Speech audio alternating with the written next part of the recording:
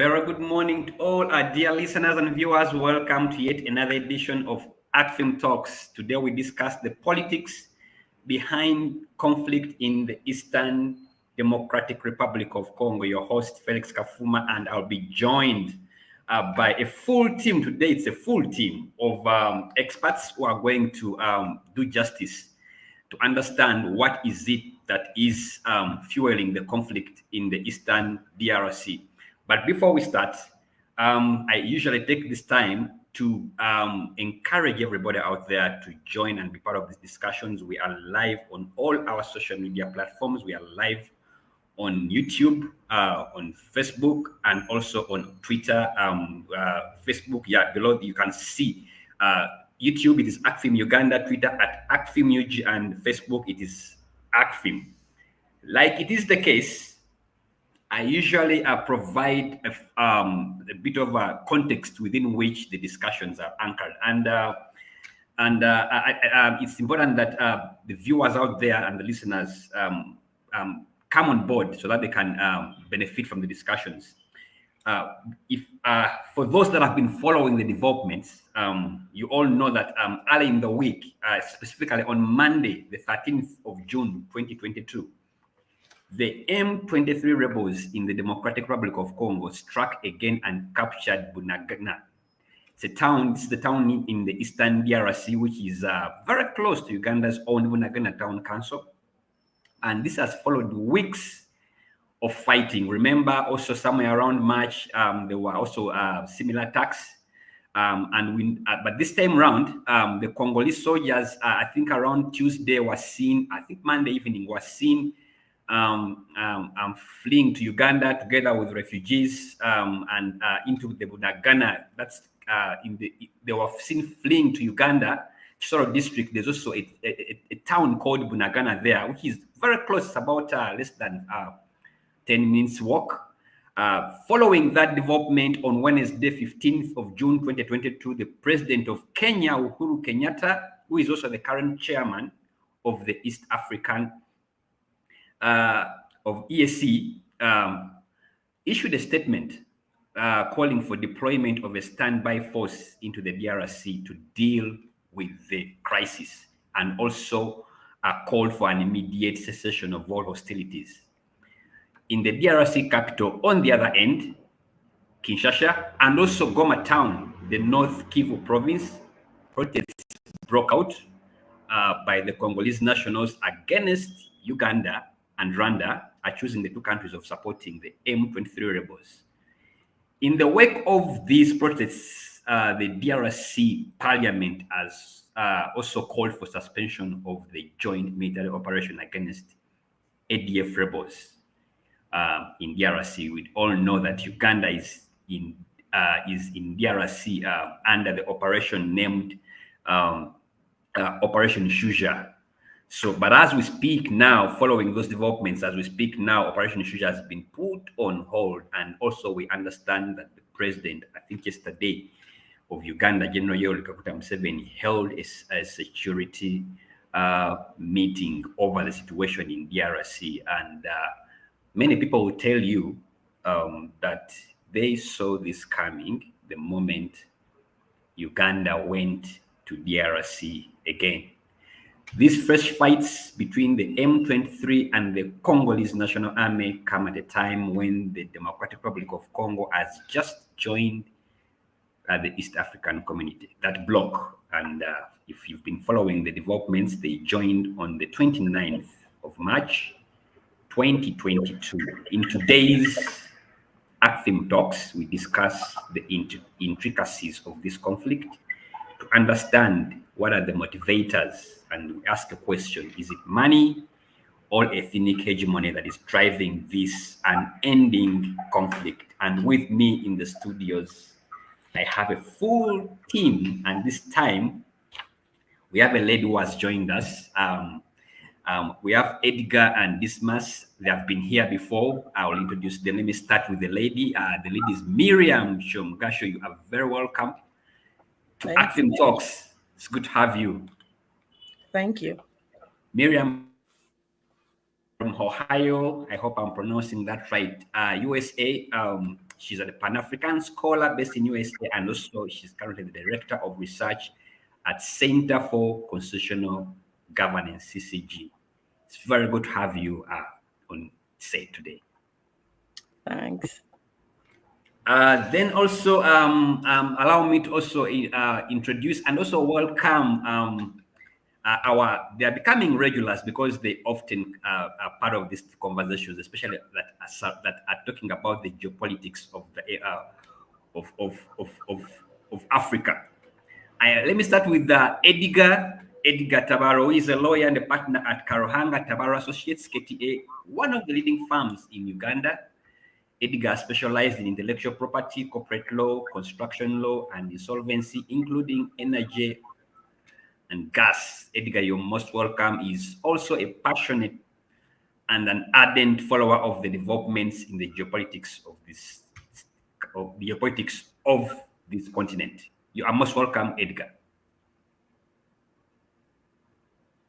I think you muted. Oh no, is it muted? Okay. Now I can hear you. You can hear me now? Yeah.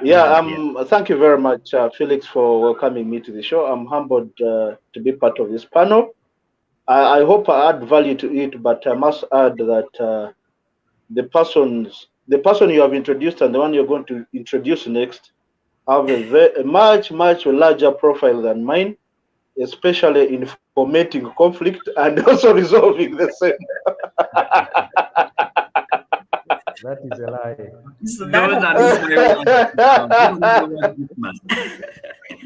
Okay. Then with me, lastly, I have Dismas Nkunda, who is the executive director of Atrocities Watch Africa. Dismas has keenly followed conflicts in the Great Lakes region. He also has a journalistic background. Dismas, it's good to have you again. You're most welcome to the show. Thank you, Felix. Thanks. And don't listen to what Edgar says. For sure. I will not take Edgar's word for that. Okay, gentlemen, lady, let's hit the ground running. And I know Edgar and Dismas, we've been here before and we've talked about DRC. I think twice already. And you are the gurus when it comes to the geopolitics of the region. And did you see this coming? Where we are now? Let me start with you, Edgar. Did you see this coming? What are we seeing that we've not seen before? If I may ask that question. Okay. Did you see this coming at this point in time? Actually, the fact that it delayed is what surprises me, because the writing was on the wall. And quite frankly, in the discussions we've had before, it's been patently clear that that is the direction we're heading. And once Uganda elected to start doing roads in the DRC, and in particular the Bunagana Ruchuru Goma road, there's also another road that is supposed to be done from Goma, terminating at Kisangani, particularly the port of Kisangani, so as to be able to connect with the navigable part of the River Congo to take for freight to Kinshasa. Now, the presence of Uganda in that area, that's one of the most mineral richest areas of the DRC. Secondly, doing that road diverts traffic from another route that rivals this route. So it was only a matter of time that conflict would escalate to this level.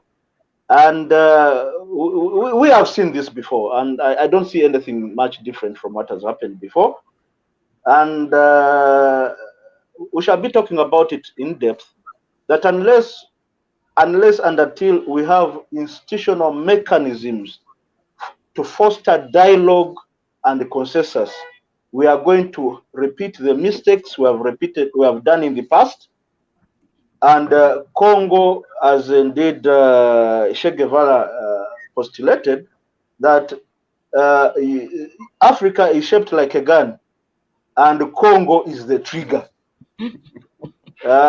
25 years ago, we were talking about the things that we are talking about now. 25 years is almost a generation.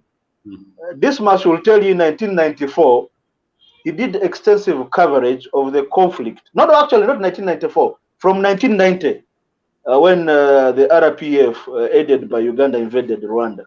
He covered that conflict in detail. So we are talking of 32 years, a generation. We are repeating the same mistakes, and the issues that were defining the conflict then continue to recur. So the question is, especially with the so-called intelligentsia or the elite, are we doing enough? Are we doing enough to shape the agenda? Are we doing enough to correct the wrongs of the past? So to answer your question, the writing was on the wall. Nothing different from what has happened in the past. The dynamics are still very similar, only that the faces and names may have changed. But in this whole conflict for the last 30 years, we have had two constant names. The rest have been variables, but the names have been the same, 2 or 3 names, and they are both generals. Thank you so much. Miriam, you've had, is it a case? Okay, you've had what Edgar said. The writing was on the wall. So is the script the same? A bit of a different cast, but with the same superstars in it? What's your take? I think much of the context is actually the same, but I think times have changed. I want to differ from Edgar. I'm so optimistic about the conflict right now. It looks like a conflict, but I think it's a way forward. Like it's a positive conflict.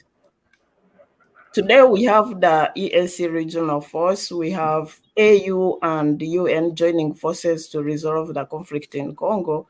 And I think those components were missing in the previous conflict. But there are so many things which are still missing, especially the local participation. I want to see the people of DRC fighting for DRC, not foreigners, not international bodies. I want to see UN live in Congo. MONUSCO has been like a permanent factor in DRC, and it's part of the conflict. So as long as we still see the same components, the same players, like Edgar said, we still see the 2 generals taking the lead role in the whole act. We still see the same players, the US, the MENO conflict. The presidents in DRC might have changed, but not so much has changed so far. So I'm a bit optimistic because of the EAC regional role, but still it's the same circle of conflict, and unless the efforts are improved and there is a lot of effort put in, I think we are going to see another vicious cycle of the same over again. Okay, all right. Dismas, the writing was on the wall. It wasn't a question of when, not if. But help us understand here, what are really those undercurrents of this conflict? What are those interests at play? Is it money? Is it ethnicity? What are we dealing with? You followed this conflict. Thanks, Felix. That would be a dissertation for a PhD, but we'll try to see how we can break it. We can try to break it down with the help of Edgar. Now, did we see it coming? Yes, absolutely. I could have told you with certainty that the moment Shuja was announced, it was just a question of when, not how, that that conflict, that M23 was going to resurrect. Remember, M23 was defeated once and it fled. Its political wing fled to Rwanda, its military wing fled to Uganda, and it was interned in a military facility in Western Uganda, I think in a place near Kamwenge. It was interned there. How did they leave? How did the army return back to Democratic Republic of Congo? when they were being kept and at the knowledge of the government of Uganda, the military authorities in Uganda? That's one question. The second part is that Congo is simply too rich for anyone to let it go. Like Edgar said, Che Guevara told you, it's just too much a jewel. Let me give you statistics, a bit of statistics. Uganda has been the country, the leading exporter of gold in the region, more than other cash crops that we export. Where do we get the gold from? How many gold mines do we have? The gold processing in Entebbe. Now, when recently the government of Uganda decided to put a tax on gold, on an exportation of gold, now the gold prices fell because the people who are supplying it from other sources from Democratic Republic of Congo felt it was no longer making business sense. So now gold has gone down. Now, I'm trying to explain to you that Democratic Republic of Congo, its riches, it's not only the regional hegemony that is interested in Congo. You have had individuals from Belgium, from America, from all over the world that are interested. That's why DRC has 133 militias. Now, 133 militias, they are all not opposed to the government. Some of them are just there simply to protect the wealth that they control in a particular area. You'll be surprised to know that ADF, that the one that we are trying to flash out, controls a large area to the extent that people even pay tax. That is ADF, a foreign force that has come out of DRC from Uganda, but can manage to create such a sphere within a short period of time. So imagine others who have been existed for a long period of time. So as long as DRC remains dysfunctional in certain areas, as long as the question of belonging and nationality keeps changing, as long as the countries in the region, some of them are too poor and they see Congo as a backdrop where you can be able to fill up your national coffers, even when the East African force, my sister Miriam, even if the East African standby force, even if the world standby force comes, DRC is going to remain what it is. Actually, on that point, which I find a little bit difficult, I was on NBS this morning and they were asking me that, do you think that the East African standby force is going to work? It can't work. It will not. I know that Uhuru has summoned the army commanders of all the member states of the East African community to meet in Nairobi, but I can assure you, if you are going to get an East African standby force, whose forces are we going to use? Uganda's forces, Rwandese forces, Burundian forces, Congolese forces, Tanzania. Forces you use Tanzania and Kenya and South Sudan. So the point I'm trying to make is that this conflict can only be resolved by elements of understanding why people are interested in DRC Congo and why DRC has remained the way it is, giving advantage for people to be able to exploit at will. I think the moment we go into the basics of that, the M23 are claiming that one of the reasons they have taken up arms. I saw their spokesman speaking the other day from Bunagana. By the way, Felix, for your own information, Edgar knows, my home is 3 kilometers away from Bunagana. So I am very close to Bunagana. I walk to Bunagana every evening. So I know what Dismas, you're much closer to We Congolese. I know some of our relations have been mentioned adversely in UN reports in relation to the M23. Yes, absolutely. As close as first cousins. Yes, absolutely. And you are very right.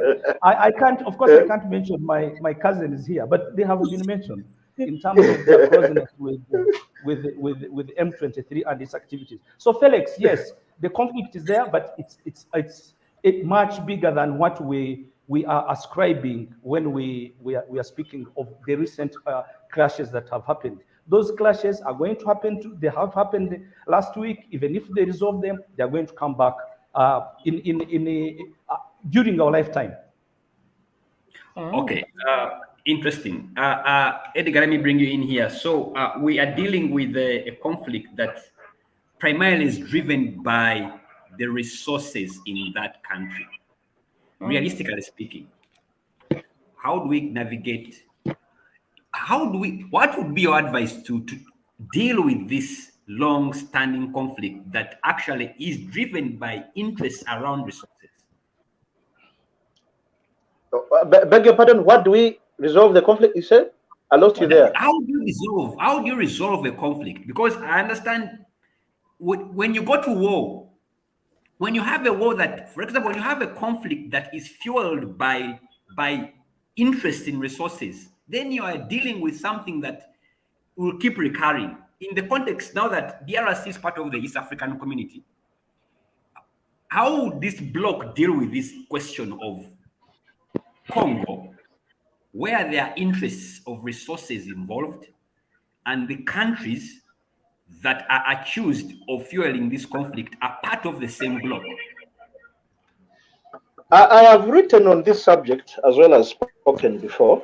One of the papers I've written and I've seen being circulated in various think tanks and Western embassies is entitled Balkanization, Dialogue and Conflict Resolution in the DRC.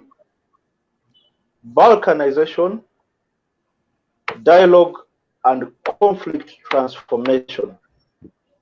There is no silver bullet to resolving the whole conundrum of the hostilities in the DRC. However, what is critical is to transform these communities into productive communities.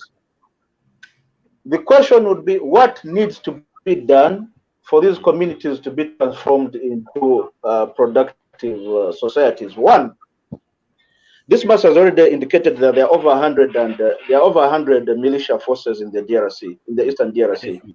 Actually, at the last count, I think the ICG report, International Crisis Group report of the 5th of May, 2022, they counted, I think, 132 militia groups in the DRC.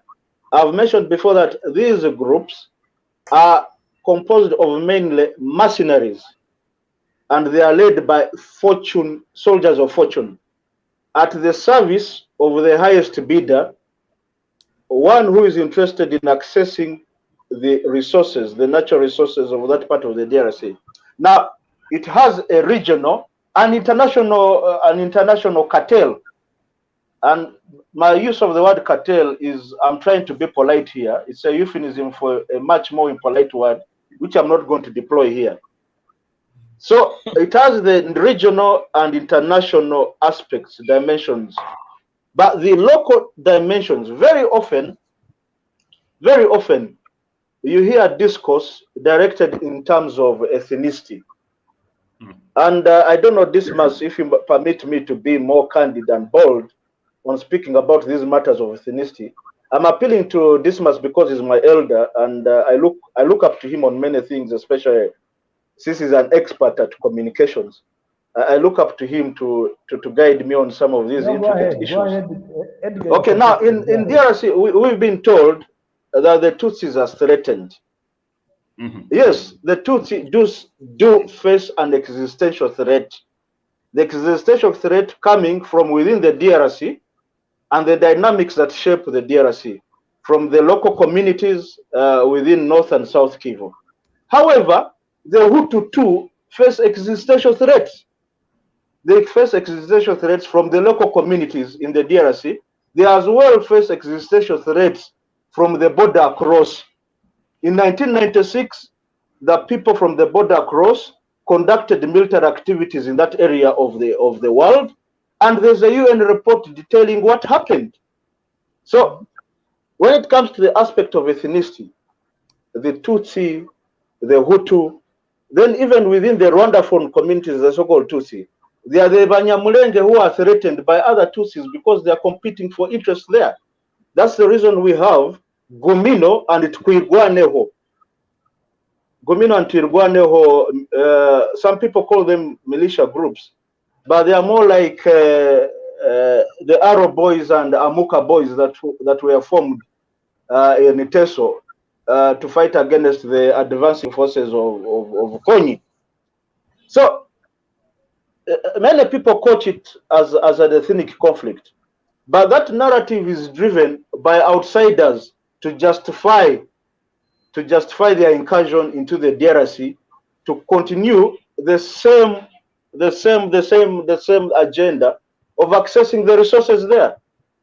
Remember, some of these countries in the region have no natural resources of their own. They are poor, and therefore can only prosper by deepening a predatory economy on the resources of the DRC. Now, what am I trying to emphasize? That dialogue that fosters consensus, intra and inter-ethnic dialogue, and by extension, inter and intra, what I would call country dialogue between the protagonists in this conflict is very critical for resolving this conflict. Now, this much talked about Uganda accessing the gold and being the biggest export earner for Uganda. I must add that even without our presence in the DRC, gold has continued Uganda has continued to attract gold from the DRC, even without forcefully being involved there. The reason being that gold has become a medium of exchange.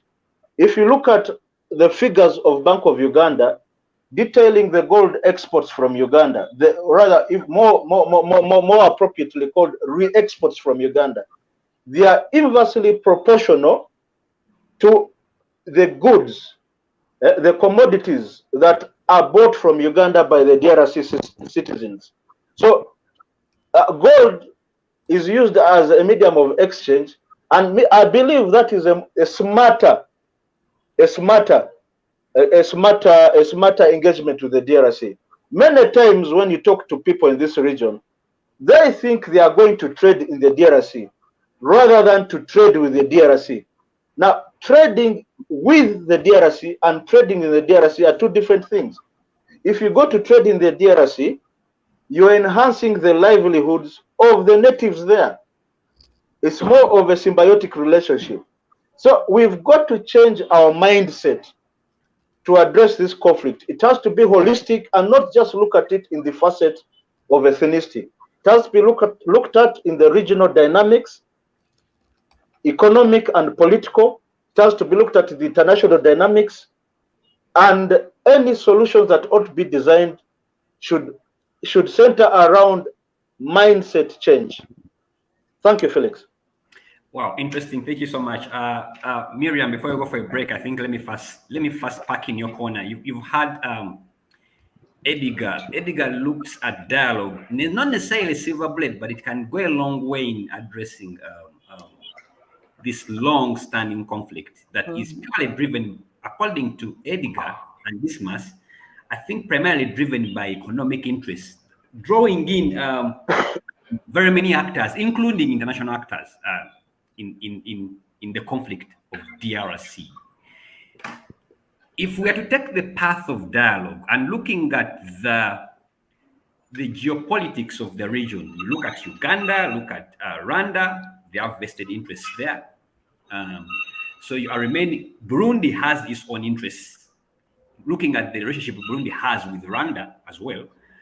So you have Kenya, you have Southern Sudan. When you look at the region, and if you look at the ESC community, realistically, how should the conversation around dialogue be structured, and who can take lead on this one? We have so many. Actually, I agree with Edgar on the dialogue part of it. We have so many players who can take lead in dialogue. We have civic players, we have church leaders, we have non-profit organizations. We have so many bodies, and that's why for me, I'm optimistic about the EAC, because bodies like IGAD are still instrumental in bringing peace in South Sudan. So such a bodies can be formed. We can still even form a new body. That was the International Committee of, what was it? Great Lakes region, that peace. The National Conference of the Great Lakes. Yes, but we can still form other agencies. We are not limited to whatever is existing today. We can form new ones. But what is important is that we shouldn't look at the military as the only solution for the conflict in DRC.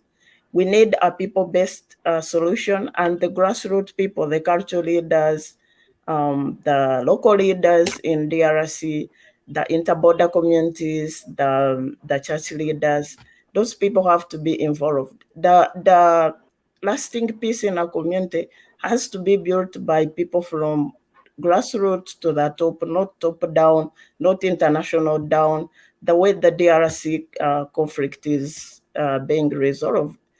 So I agree with Edgar, we need dialogue. I agree we need many multi-pronged approaches to the issue of the conflict. And to comment on what Dismas said, I think EAC is is a very hopeful agency, even though the main leaders in EAC are part of the protagonists in the DRC conflict. We still have other players. We are not limited to the top leaders. I mean, if the presidents are the protagonists, we have the MPs, we have the judiciary, we have other bodies which can be part of the conflict resolution and transformation of the Great Lakes, the EAC community. So for the case of gold, I want to comment on what Edgar said, that the gold now has become the medium of exchange. I think Edgar was very diplomatic on that. You previously commented that some of the rebel groups in DRC are mercenaries. So why don't you think that Uganda can also deploy mercenaries and get gold, illicit gold in from DRC? So the issue of minerals, the issue of trade needs to be localized. I think DRC, in its current governance, the way the central government is governing it, is too weak to control most of the outlying mining areas of mining regions of its country. So they need localized forces, more enforcement, and if anybody, whether it's AU or UN or whatever, wants to help DRC, they need to empower the local governments, whether they get a federal government or whether they stay the way they are. But the local governors need to be empowered. As long as there is no strong leadership on ground, every other predator will find a gap to enter DRC and cause confusion. So it's strengthening the local community is very key in bringing lasting peace in DRC. Thank you so much. Comments are coming through, but let's go for a short break. When we return, we'll resume with this discussion, looking at the possibilities of dialogue and the actors involved and the role of ESC. And also I'll be reading some of the comments that are coming through the feed. But let's break for now for a minute or two.